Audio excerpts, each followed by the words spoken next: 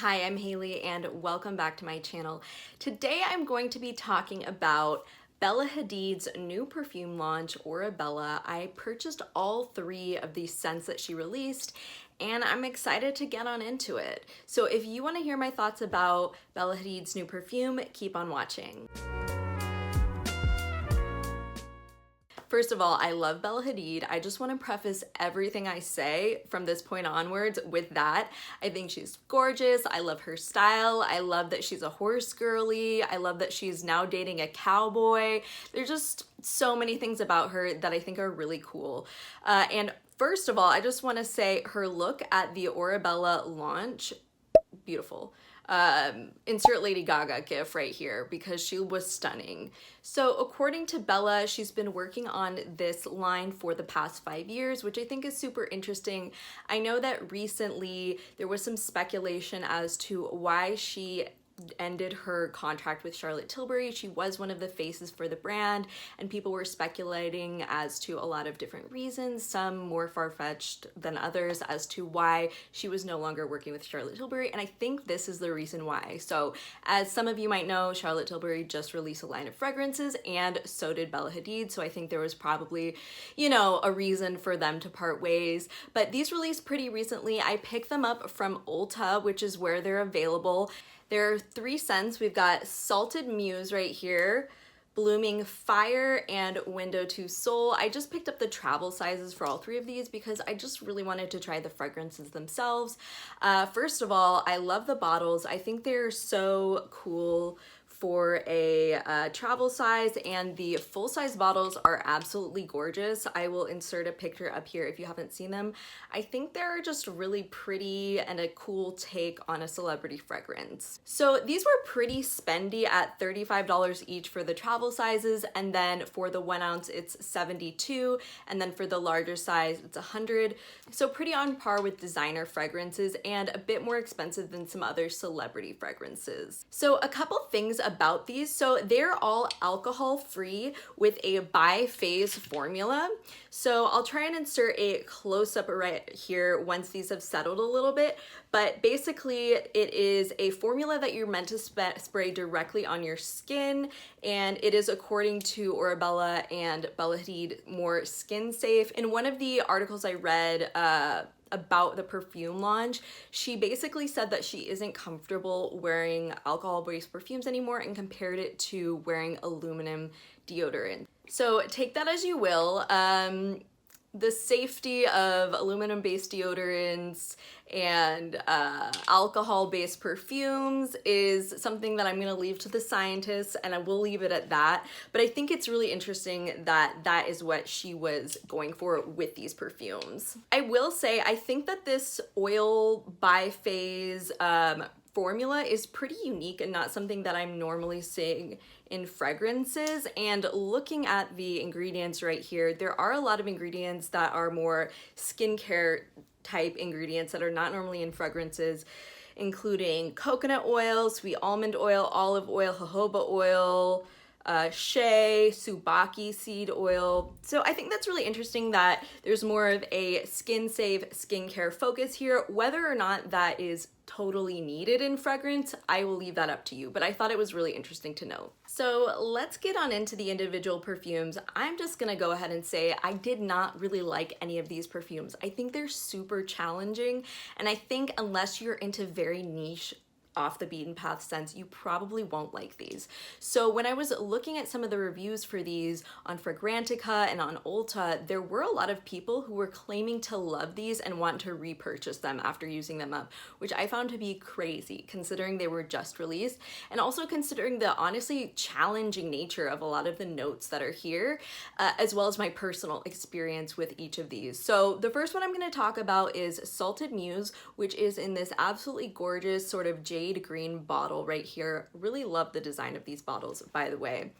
So this one has top notes of sea salt and pink pepper with mid notes of olive tree, lavender, and fig, and base notes of sandalwood, cedar, and amber. So I'm gonna pop those notes up right here because I actually think that the listed notes are, you know, very accurate to the scent that I'm getting from this perfume.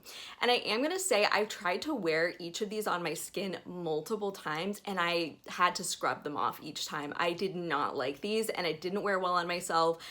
So therefore I don't really know anything about the wear time because I just didn't have a good experience with these. I don't know if it was my skin chemistry, but I'm hesitant to put it on skin chemistry in this case because on paper I am getting those exact same notes and I'm just not enjoying them.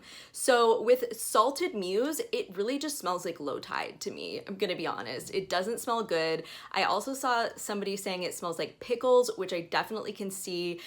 To me, it also smells like olive brine. Like if you open a jar of green olives and just take a whiff of it, that is exactly what this smells like. It doesn't have that like yummy olive tree woodsy note or like being in a beautiful olive grove in Greece or something like that. No, it's giving straight salty, briny, brackish water. I don't like this one and I found it very, very difficult to wear.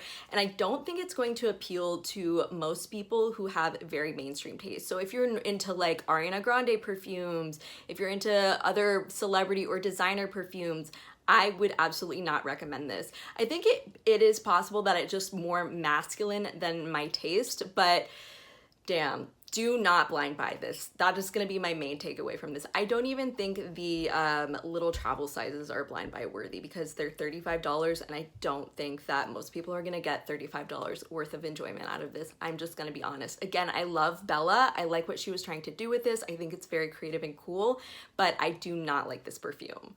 As it dries down, I do get more of those sandalwood and cedar notes, which I do really like, but the olivey, salty brininess of this just takes me out of it every time, and I just think it's too challenging to wear, and I really cannot see myself wearing this. Honestly, I also can't really see anybody I know enjoying this a lot. Like there's nobody who like at the back of my mind I'm thinking like, oh, so-and-so will like this. And I do get that there's a big difference between perfumes that I enjoy versus perfumes that are not for me, but I see why they're enjoyable. There are a ton of perfumes, designer, niche, indie, any of that are not for me, but I totally can envision the person that they're for. This one, I'm having a hard time imagining who this is for because it just doesn't smell good. And I find it really interesting because looking at the reviews of people who are saying they love this, it really just feels like the Emperor's New Clothes to me. Like people who are just hardcore Bella Hadid stans or who got the product for free in advance of its release, things like that. I just want to throw that out there and be honest here with you for a second. I don't like this and I could not recommend it. Okay, so now that we have that one out of the way, let's talk about the one that I think is the most mainstream and probably the most crowd-pleasing and accessible of these three fragrances, and that is Blooming Fire.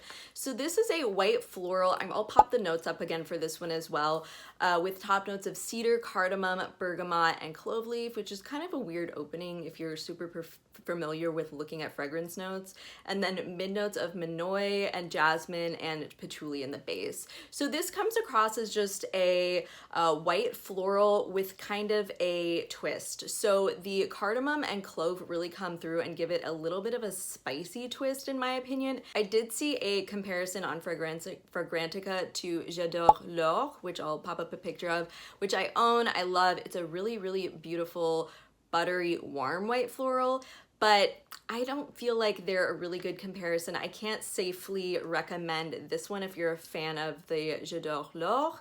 I will say this is the one that I'm most likely to keep playing around with. So like I was saying, I do think this one is the most generic and wearable of the three, but it's still not very, you know, exciting or groundbreaking in any way. It's almost like the most boring of the three, but which isn't really a good accolade for this one either. I do like the jasmine. It's not indolic, which is, you know, good because that's not what I prefer in a jasmine, and I honestly do really love white florals. They're some of my favorite perfumes, and I think the white floral elements are done really well in this, but I'm just not loving the slightly spiciness of the clove, cardamom, and patchouli combined. So while I may reach for this one again or pass it along to someone who I think will maybe get somewhere out of this, you know, again, I would say don't blind buy this, try it in store. Okay, and then the last of the three is Window to Soul. I really like the name and I love this bottle color. It looks like amethyst. It's so beautiful. Actually, all of these look like gemstones. So we kind of have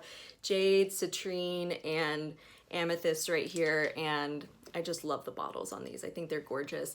But Window to Soul, I was the most excited about because this one is a rose perfume. And if you've been on my channel a little bit, you know that I love rose. It's one of my favorite notes and it's just such a nostalgic, happy scent for me, but I didn't really love this one. So it has top notes of lemon, geranium, and mint, mid notes of damask, rose, and jasmine, two notes that I love, and then tonka in the base, which I also really enjoy. So this one to me is rose that's in a vegetable garden. So the rose is really drowned out by those lemon, geranium, and mint top notes to me. So when I put it on my skin, I was just getting that really intense geranium note, and I honestly had to wash this one off, which is sad because I was really excited about this one. I love rose, and I do also really like a fresher take on rose, but it is like giving a weirdly like fresh, spicy vibe from the geranium and the mint,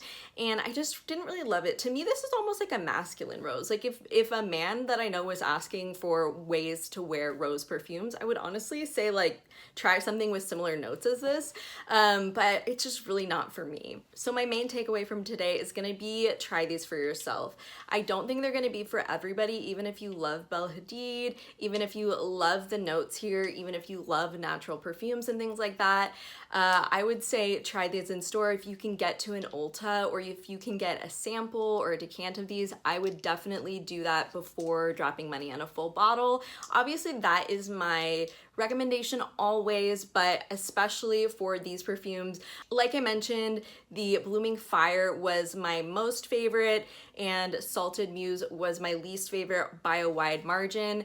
But I also think trust your own nose. If these are perfumes that you love, I love that for you. I think the bottles, the branding, all of this is absolutely gorgeous. And like I said, love Bella. I think she's adorable, but these are just not for me. And I just wanted to throw my opinion out there because like I said, I saw a lot of glowing, ultra positive reviews for these online and they just did not jive with my experience trying these. So, you know, like I said, try these for yourself, but do not drop blind bottle money on these. That is my main takeaway. Anyways, thank you so much for joining me. If you're planning on trying any of these or if you tried them already, let me know in the comments down below. I would love to hear your thoughts. And as always, have a great rest of your day. Bye.